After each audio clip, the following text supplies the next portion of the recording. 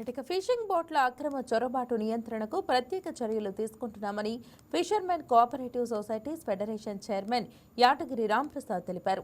మన రాష్ట్ర సరిహద్దుల్లో పెట్రోలింగ్ బూటు ఏర్పాటు చేయనున్నట్లు చెప్పారు. మత్స్యకారులు వైసీపీ నేతలు రెచ్చగొడుతున్నారని, వారి మాటలు ప్రజలు నమ్మవద్దని రాంప్రసాద్ స్పష్టం చేశారు.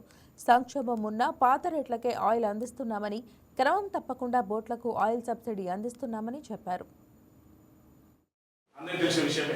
ఇది పరిశ్రమకు సంబంధించి అన్ని రకాలుగా మెకనైజ్డ్ బోట్లతో ఫిషింగ్ చేసే బోట్లకు ఆయిల్ పెరగడం వల్ల వాళ్ళు మత్స్యకారులు ఇబ్బంది పడుతున్న ఉద్దేశంతో మత్స్యశాఖ మంత్రి అచ్చెన్నాయుడు గారు, మంత్రి కొల్లు రవీంద్ర గారు పలు సూచనలతో రాష్ట్ర ప్రభుత్వం ఆఫ్ ఫెడరేషన్ కూడా కొన్ని ఆదాయాలను పక్కన పెట్టి మత్స్యకారులకు మేలు చేయాలనే దశలో మాకైతే రాష్ట్ర వ్యాప్తంగా ఫెడరేషన్ ఉన్నాయి. రిటైల్ పెట్రోల్ బంకులతో పాటు కన్జ్యూమర్ పెట్రోల్ బంకులు కూడా మాకు మత్స్యకారులకు సంబంధించి బోట్లకు నెలకు మెకనైజ్డ్ బోట్లకు 3000 లీటర్లు, మోటరైజ్డ్ బోట్లకు 300 లీటర్లు.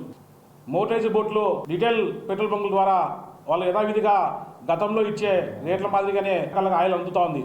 ఈ మెకనైజ్డ్ బోట్లతోనే ఈ రేట్లతో ఇబ్బంది పడుతున్నారని చెప్పి వారికి ఫెడరేషన్ ద్వారా హెచ్పిఎల్ ఉండే బంకులను ఐఓసి పెట్రోల్ బంకులకు ఒప్పందం చేసుకొని వాళ్ళకు గతంలో మాదిరిగానే ఆయిల్ సబ్సిడీతో సంబంధించి వాళ్ళకి ఆయిల్ ఇవ్వాలని చెప్పి కూడా చేసుకోవడం జరిగింది. మనం విమర్శలు చేసినానికి మత్స్యకారులు స్వాగతిస్తారా లేదా అనే విషయాలపైన కూడా మీరు దృష్టి పెట్టి మీ ప్రకటన చేస్తే బాగుంటుందని చెప్పి నేను తెలియజేస్తూ మత్స్యకారులు కూడా ఉపయోగించుకునే పనికి తెచ్చుకోవద్దని చెప్తా ఉన్నాం. అలాగే నెల్లూరు జిల్లాకు సంబంధించి నెల్లూరు, ప్రకాశం, ఒంగోలు తర్వాత ఈ తీర ప్రాంతాల్లో ఉండే మత్స్యకారులకు సంబంధించి గత 3 రోజులుగా మనం చూస్తూ ఉన్నాం. జీవల్దిన్న ఫిషింగ్ హార్బర్ పరిధిలో 4 బోట్లు, తమిళనాడుకు చెందిన బోట్లు రాజకీయ ఒత్తిడితో అక్కడ బోట్లు వాళ్ళకి అప్పగించడం జరిగిందని చెప్పి మనం 3 రోజులుగా ఇది చూస్తూ ఉన్నాం. రాష్ట్ర ప్రభుత్వం అచ్చెన్నాయుడు గారు ఈ ఫెడరేషన్ దీనికి సంబంధించి ఇది ప్రధాన సమస్య ఏమిటి, ఈ విధంగా ఎందుకు జరుగుతుందని చెప్పి ఆలోచన చేస్తే